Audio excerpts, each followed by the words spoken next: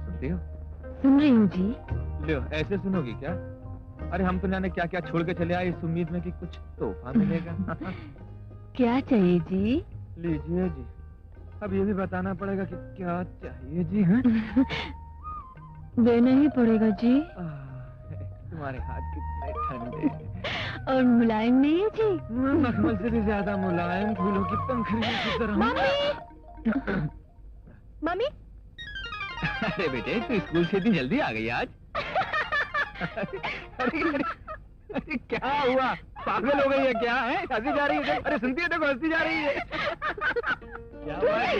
देखो पागल हो गई है, हंसी जा रही है। क्या हुआ? गड़बड़ है क्या? अरे बेटे, मैं तो यहाँ वहाँ मैच के नीचे अपनी मुट्ठी गर्म करता हूँ, लेकिन तू यहाँ आटे से अपने गाल ठंडे कर रहा है। ठंडे नहीं क्या कर रही? अरे अपनी शक्ल तो देखो। क्या हुआ? जल्दी से पोंछ ले, जल्दी से पोंछ ले।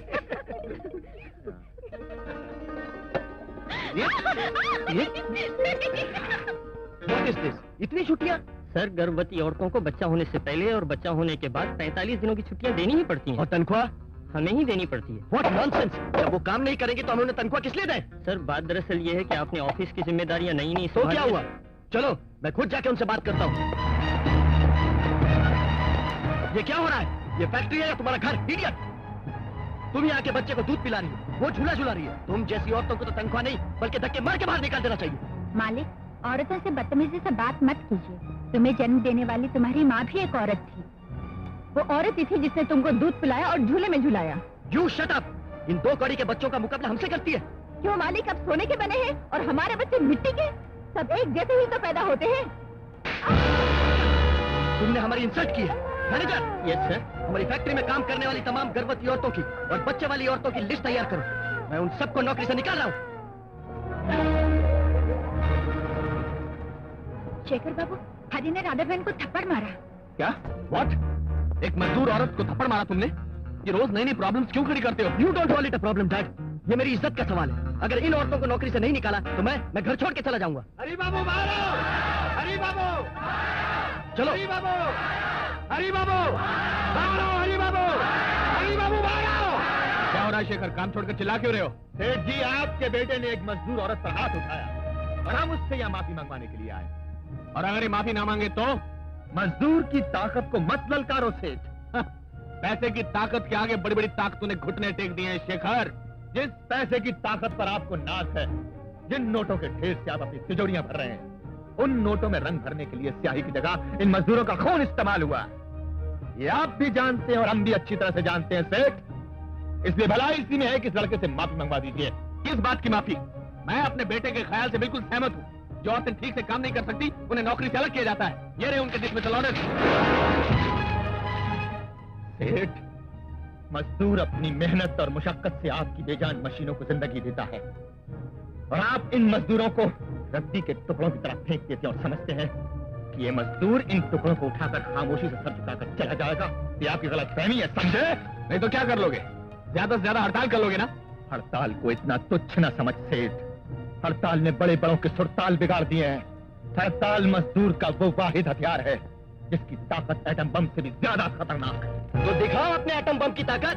अरे जब पेट में भूख की आग भड़केगी ना तो मरियल कुत्ते की तरह दुम हिलाते हुए हमारे तलवे चाटने के लिए तुम सब के सब वापस आओगे। हाँ, लेकिन कुत्तों में एक जात और भी होती है जो सिर्फ भौंकती नहीं काटती भी है। हरी बाबू, 2 दिन के अंदर अगर आपने ये डिसमिसल ऑर्डर्स वापस नहीं लिए और अपने इस लड़के से माफी नहीं मंगवाई तो हमें मजबूरन इंडेफिनिट स्ट्राइक पर जाना पड़ेगा। अच्छी तरह से सोच लेना सेठ। मजदूर एकता! मजदूर एकता! मजदूर एकता! मजदूर एकता! कॉमरेड्स, साथियों, आज वक्त आ गया है जुल्म के खिलाफ जंग लड़ने का। अपने गुरूर के गंदे कदमों तले मजदूर को दबाने वाला ये मालिक, ये मैनेजमेंट, इनका सर झुकाना। आज हम कसम खाते हैं कि जब तक हमारे निकाले गए साथियों को नौकरी पर वापस नहीं लिया जाता तब तक हमारा कोई साथी, कोई कामरेड नौकरी पर वापस नहीं जाएगा। नहीं जाएंगे। आवाज और टोन तो अच्छी है, शक्ल भी अच्छी होगी। अरे उसकी टोन को मारो गोली, यहाँ पर स्टोन बरसाने का वक्त आ गया है। उसकी बीवी झांसी ने मेरे भाई को लंगड़ा बनाकर जेल भिजवा दिया और अब मेरी फैक्ट्री को लंगड़ी बनाकर मुझे भी सड़क पर लाने के चक्कर में है। इस मामले अपनी टांग अड़ाइए आप। ऐसे छोटे मोटे मामले में मैं अपनी टांग अड़ाऊंगा तो मेरा लेवल गिर जाएगा। भैया प्लीज इनकी मदद कर दीजिए, वरना ये बेचारे बर्बाद हो जाएंगे। वो तो सब ठीक है, लेकिन मैं स्टेट लेवल का आदमी हूँ, उतर के डिस्ट्रिक्ट लेवल पे कैसे आ सकता हूँ? प्लीज भैया। ओके कैलाशनाथ चौरंगी जी, मैं डायरेक्ट इस मामले में हाथ नहीं डालूंगा, मगर प्लान बता सकता हूँ। बताइए ना, बताइए। कल जब तुम अपनी गाड़ी में बैठकर अपनी फैक्ट्री जाओगे तो वो साला चंद्रशेखर गेट पे खड़ा होकर तुम्हारी गाड़ी को रोकने की कोशिश करेगा। तुम बेरहमी से उस पर गाड़ी चढ़ा देना, और अगर केस बने तो सारा इल्जाम ड्राइवर पे डाल देना। Okay correct. एक तीर दो निशाने। शेखर से भी छुटकारा मिल जाएगा और उस सर्किल इंस्पेक्टर झांसी से भी बदला ले लिया जाएगा। Thank you very much. ओम शन्नो देवी रविष्टया आपो भवन्तु पीतये नयोरविश्रवन्तु न। ओम स्वस्ति पन्तामनुचरेम सूर्या चन्द्रमसा विव नरदाग्नदा जानता संगमे मयि। ओम विश्वानि देव सवितर्दुरितानि। ज्योति ज्योति, तुम्हारी मम्मी का अपने कानून से ज्यादा भगवान पर विश्वास बढ़ता जा रहा है। भगवान के बारे में ऐसी बात मत करो, वरना भगवान आंखें छीन लेंगे। अरे जो भगवान खुद दुनिया से आंखें बंद किए बेटा, वो हमारी आंखें क्या छीनेगा? क्यों बाबा? भगवान कैसा भी हो, लेकिन घर में कभी कभार पूजा पाठ होना चाहिए। पूजा पाठ ना हो तो मिठाई खाने को कहाँ से मिलेगी? जोशी माता को प्रसाद अभी चढ़ाया नहीं, पहले से हाथ लगा दिया। हटो चोटते। अरे बूढ़िया, इतनी सारी औरतें घर में बैठी है, कम से कम दिखावे के लिए तो मेरी इज्जत कर। एक चोट के लिए मैं क्यों दिखावा करूं? जल्दी। हज़ार जुल्म की टक्कर में जो हमसे टकराएगा, जो हमसे टकराएगा, जो हमसे टकराएगा, मजदूर है। हज़ार जुल्म की टक्कर में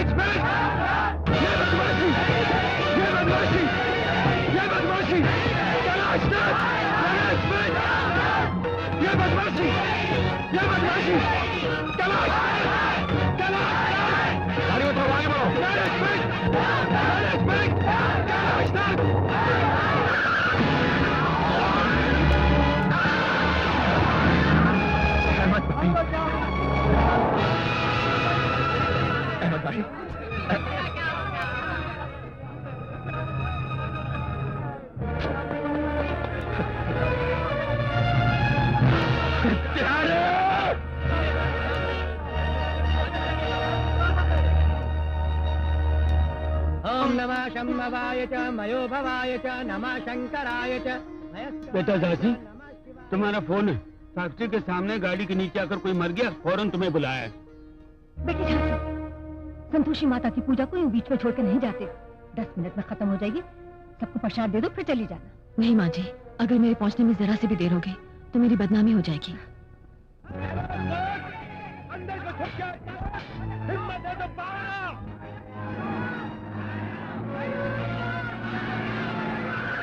रुक जाइए। I said stop it। ये क्या गुंडागर्दी हो रही है? गुंडागर्दी हमारी नहीं, कैलाशनाथ की है, जिसने बेरहमी से अहमद भाई की हत्या की है। आप लोग जोश से काम मत लीजिए, मैं इंक्वायरी करती हूँ। क्या इंक्वायरी करेंगे आप, जबकि अहमद भाई की लाश यहाँ खून में लथपथ पड़ी है? हम सब गवाह हैं कैलाशनाथ की दरिंदगी के।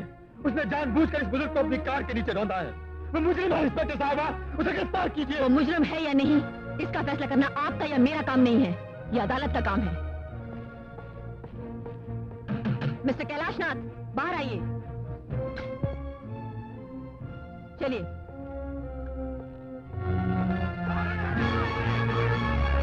वहीं रुक जाइए। इंस्पेक्टर साहिबा, आप सही वक्त पर देवी बनकर आ गई, वरना नहीं तो मुझे जान से मार डालते। यहाँ जो भी हादसा हुआ उसके लिए मैं जिम्मेदार नहीं हूँ।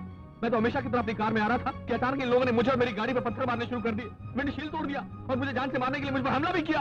ये झूठ बोल रहा है नालायक। आप खामोश रहिए। ये बिल्कुल सच है मैडम, मालिक को लोग मारने आ रहे थे, मैंने डर के मारे गाड़ी तेज चला दी। वो आदमी गाड़ी के नीचे कब और कैसे आ गया मालूम नहीं। कांस्टेबल, इसे गिरफ्तार कर लो। उसे नहीं इंस्पेक्टर, असली कातिल कैलाशनाथ है, इसे गिरफ्तार कीजिए। मिस्टर चंद्रशेखर, मेरा काम तुम्हारे हुक्म पर चलना नहीं है। मैं कानून की नुमाइंदगी करती हूँ और उसी के अनुसार काम करूंगी। कानून की नहीं, आप इस सरमाएदार, इस रईस कातिल की नुमाइंदगी कर रही हैं। एक गरीब मजदूर की लाश सामने पड़ी है और आप इस हुई की रक्षा करने के लिए कानून और उसूल जैसी बातों की दीवार खड़ी कर रही है। होल्ड योर टंग मिस्टर, अपनी जुबान पर काबू रखिए। आपने क्या समझ रखा है? कानून कोई मोम का टुकड़ा है जो सरमाएदारों की दौलत की गर्मी से नन हो जाएगा और उसे जिस तरफ चाहो मोड़ दिया जाएगा? जी हाँ, आपका कानून अंधा है, आपकी अदालतें बहरी हैं। अगर आपने इस वक्त इस कातिल को गिरफ्तार नहीं किया तो हम खुद इसे वो सजा देंगे जो आपकी अदालत कल देगी। सुना इंस्पेक्टर, आपने सुना? मेरी फैक्ट्री में काम करने वाला ये मामूली सा वर्कर मुझे जान से मारने की धमकी दे रहा है। आप इसको इसी पॉइंट पर फौरन गिरफ्तार कर लीजिए। Arrest him. कैलाशनाथ, अगर तुमने मरहूम अहमद भाई के यतीम बच्चों को 1 लाख का मुआवजा नहीं दिया और अपने आप को कानून के हवाले नहीं किया तो हम तुम्हें खुद अपने हाथों से Stop it! अगर आप लोग अपनी मनमानी करेंगे तो हमें मजबूरन लाठीचार्ज करना पड़ेगा। वाह मैडम, अपराधी को छोड़कर हम पर लाठी चलाएंगे आप? चलाइए, हम भी देखेंगे।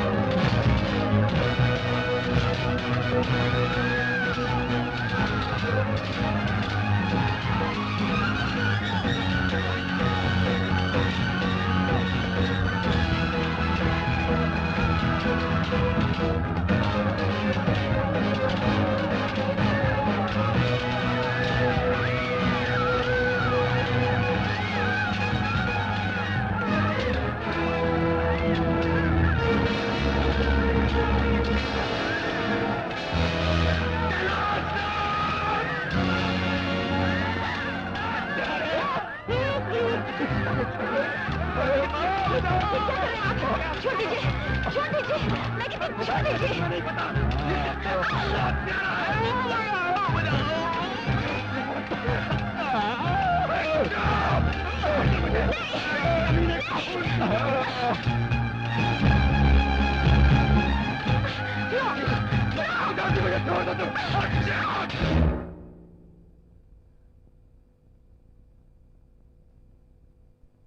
घर में जा, अर्धे जा, कामे जा, मोक्षे जा, नाति चरामि।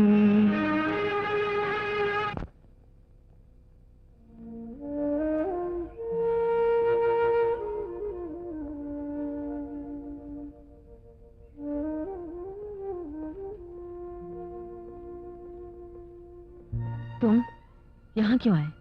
मेरा बहनोई जिसने बेसहारों का सहारा बनकर आवाज उठाई, उसे एक पत्थर दिल इंस्पेक्टर ने सर फोड़कर हवालात में कैद कर रखा है।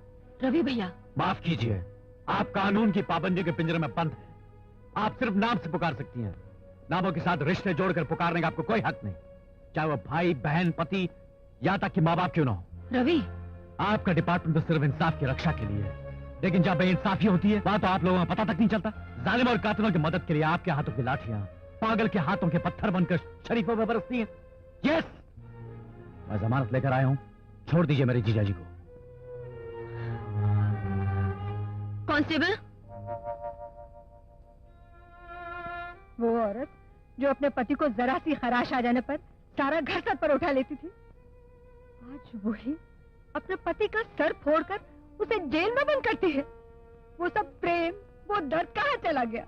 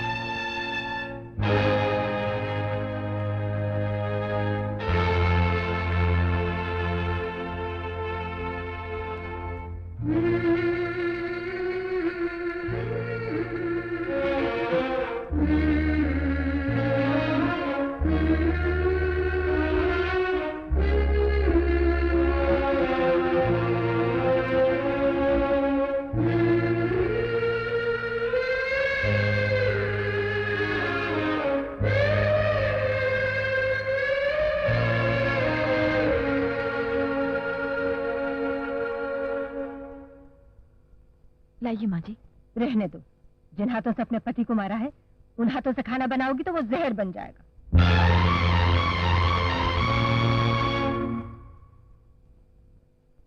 बाबूजी, चाय। नहीं बेटा, मुझ गरीब की सेवा काहे को करती है? तू तो अपने पति को मार सकती है। जा बेटा, ऐसी ही सेवा करना अपने डिपार्टमेंट की। इनाम में मेडल मिलेंगे, अखबारों में बड़े बड़े फोटो छपेंगे, बड़ा नाम होगा तेरा। जा।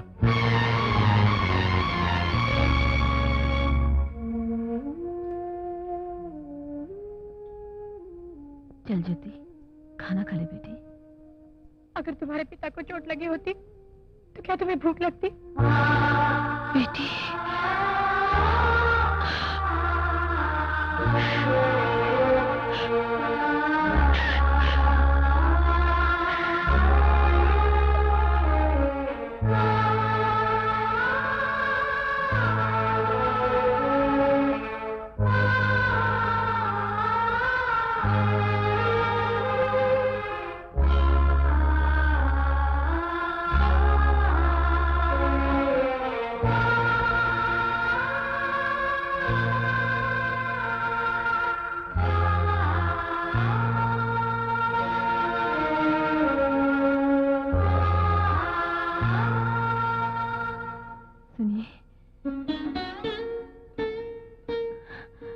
झांसी, क्या बात है? तुम रो रही हो? घर के सब लोग मुझे नफरत की निगाह से देख रहे, सब कोस रहे मुझे। उस वक्त मेरे हाथों जो कुछ भी हुआ वो सही था या गलत ये मैं नहीं जानती, पर इतना जरूर जानती हूँ कि एक पुलिस ऑफिसर होने के नाते मुझे इन हालात में मजबूर होकर वो कदम उठाना पड़ा। लेकिन अपने पति को जख्मी करने के अपराध पर भगवान मुझे जो भी सजा दे उसे मैं खुशी से भुगतने के लिए तैयार हूँ। नहीं झांसी, नहीं, ऐसा ना कहो। देखो, कर्म सर्वोच्च होता है। ब्रह्मा सृष्टि की रचना करता है और शिव उसी सृष्टि का नाश करता है, मगर दोनों ही भगवान कहलाते हैं। दोनों ही पूज्य हैं क्योंकि वो अपने अपने कर्तव्य का पालन करते हैं। मैंने एक मजदूर लीडर के नाते अपना फर्ज निभाया और तुमने एक पुलिस ऑफिसर की हैसियत से अपना फर्ज निभाया। हम दोनों ने ही अपने अपने कर्मों का पालन किया है और जो लोग कर्म को श्रेष्ठ समझते हैं उन्हें ये सब कुछ तो सहना ही पड़ता है, और तुम इतनी सी बात पर आंसू बहाए। हाँ? आप ये बात दिल से कह रहे हैं? दिल से। ये बात मैं अपनी रूह की गहराइयों से कह रहा हूँ।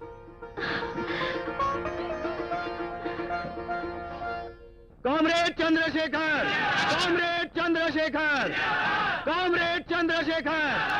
अरे चुप हो जाओ, चुप। क्या शोर मचा रखा है? वो घायल होकर अंदर तड़प रहा है, क्या उसे घर में एक मिनट चैन नहीं लेने दोगे? माँ जी, आज से हमारे चंद्रशेखर भूख हड़ताल शुरू करने वाले हैं। क्या? हाँ माँ जी, जब तक फैक्ट्री मालिकान हमारी मांगे पूरी नहीं करते तब तक शेखर अपनी भूख हड़ताल जारी रखेंगे। हमारे लिए अपनी जिंदगी की आखिरी सांस तक व्रत रखेंगे।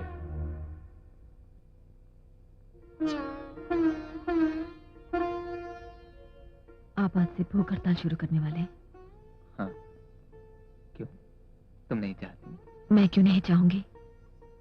मुझे तो फक्र है कि भूख से तड़पने वाले गरीब मजदूरों का सहारा बनने वाला, उनके हक के लिए इंसाफ की आवाज उठाने वाला आदमी मेरा पति है। मैं भगवान से आपकी कामयाबी की प्रार्थना करूंगी। मैं आपकी पत्नी हूं जी।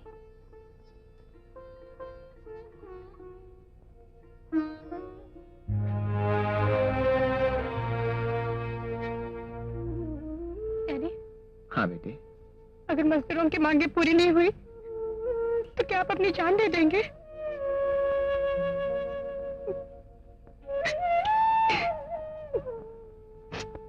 रोते नहीं है बेटे।